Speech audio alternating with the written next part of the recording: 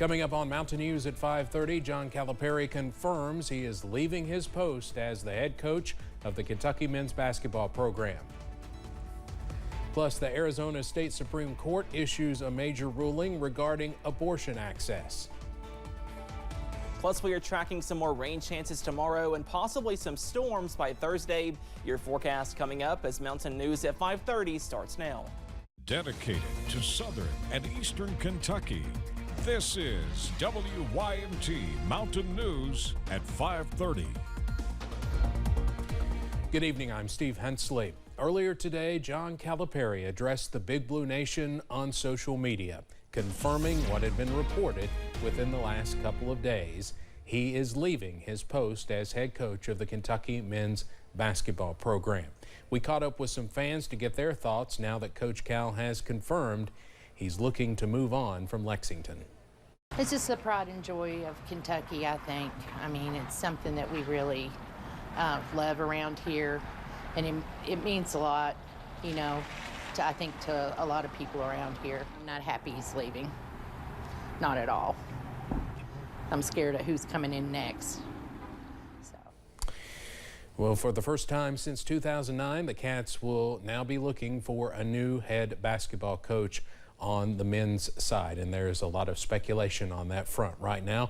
We'll have much more about this in sports coming up and tonight at 6. We are tracking some dreary weather as we go into your Tuesday evening. Up on First Alert Pinpoint Doppler, plenty of showers on this Tuesday. Also plenty of cloud cover. Right now, most of us getting a little bit of a break. Still watching out, though, for a few showers pushing into Jackson County. Also for Estill County, moving into parts of Lee and Owsley counties at this hour. And same story for the Big Sandy Valley from Lawrence County, moving into Johnson, also Martin counties. And same story close to Prestonsburg, also in Pikeville for Floyd and Pike counties at this hour. A live look across the region. We are gloomy, also a little bit soggy in some areas. Some raindrops on the camera lens there from Moorhead at I-64, also pushing into Pike County at this hour. And those temperatures, most of us in the upper 50s to middle 60s, up to 64 in Manchester, 57 for Pikeville, and 58 for Jackson, also in Irvin at this hour.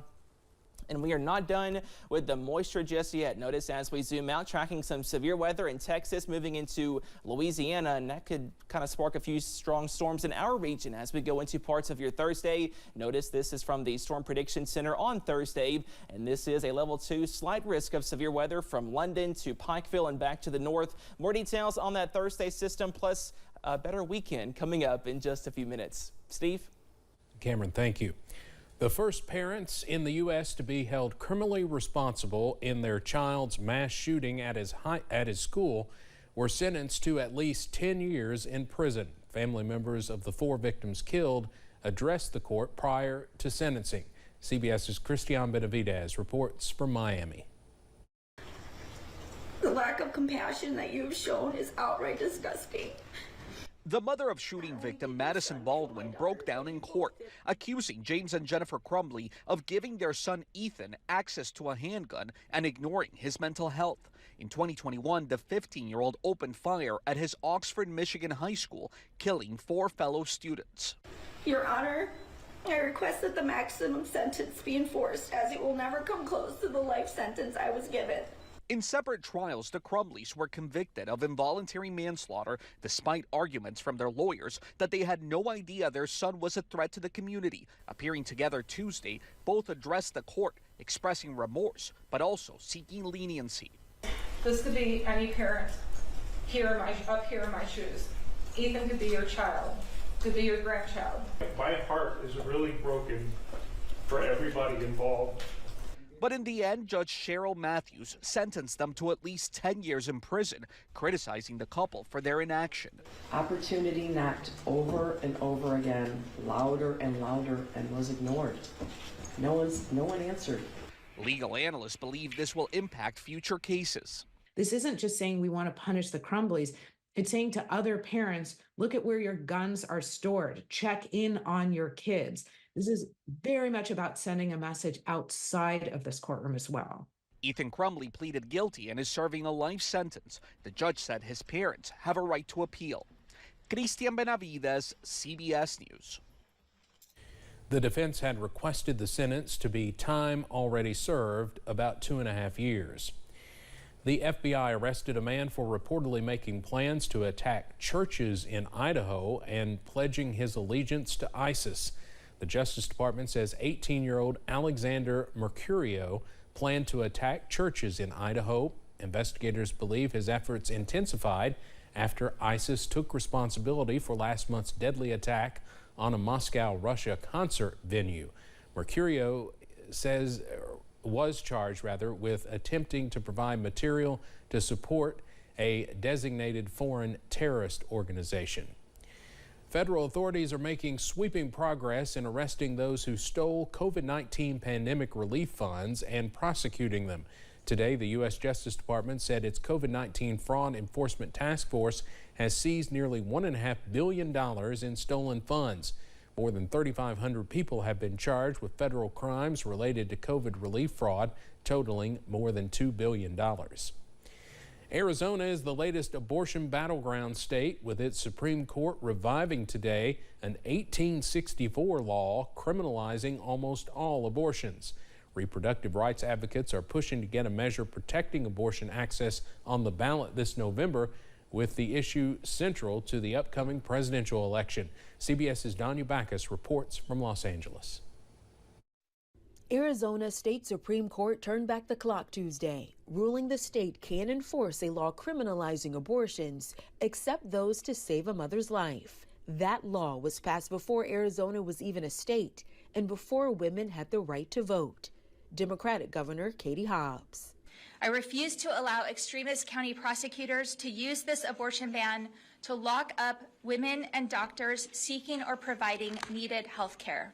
The ban takes effect in 14 days. Abortion rights advocates have been collecting signatures for a ballot measure this fall. In November, we'll make history when Arizona voters overwhelmingly vote to restore abortion rights and reproductive freedom. The issue is already front and center in the upcoming presidential election.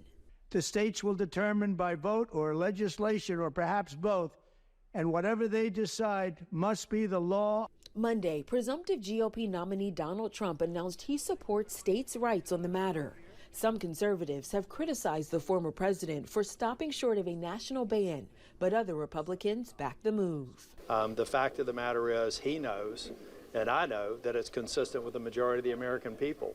Democrats warn the GOP has a long game. The Trump smokescreen simply is a disguise for a Republican strategy and plan to pass a national abortion ban. The Biden campaign responded to Trump, releasing an ad about a Texas woman who made national headlines for being denied abortion services after a miscarriage.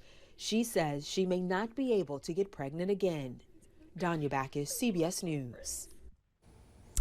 The issue will also be on the ballot this November in states like Florida, Maryland, and New York. Marjorie Taylor Greene is not backing down on her threats to unseat House Speaker Mike Johnson. Today, she sent a letter to her colleagues aimed at building support for ousting him. In the letter, Greene accused Johnson of failing to deliver on promises and breaking legislative procedural rules. She also blamed him for jeopardizing the House Republican majority, claiming he did not do more to prevent some retiring GOP members from leaving Congress early. Independent presidential candidate Robert F. Kennedy Jr. could appear on the ballot in Nebraska. RFK's campaign says it has gathered enough signatures to qualify for the Cornhusker State's ballot. This could alter the electoral math for President Biden and former President Trump. Nebraska has 5 electoral votes. 2 are allocated to the statewide winner, and 3 go to the winner of the state's congressional districts. Cornell West's campaign says he'll announce his vice presidential running mate tomorrow. The independent candidate will break the news on the Tavis Smiley radio program, and his pick will join him on the show. West and his running mate will also appear together at a rally in Queens later this month. West says his running mate is based on the West Coast and stands in solidarity with poor, oppressed, and forgotten people everywhere. Iranian machine guns, sniper rifles, and rocket launchers are now all in the hands of Ukrainian fighters. Last week, the U.S. Central Command sent thousands of weapons and rounds of ammunition seized from Iran to Ukraine. Ukraine continues to suffer from a shortage of weapons in its war against Russia. That's because the U.S. has been unable to send weapons from its own stockpiles while funding is hung up in Congress.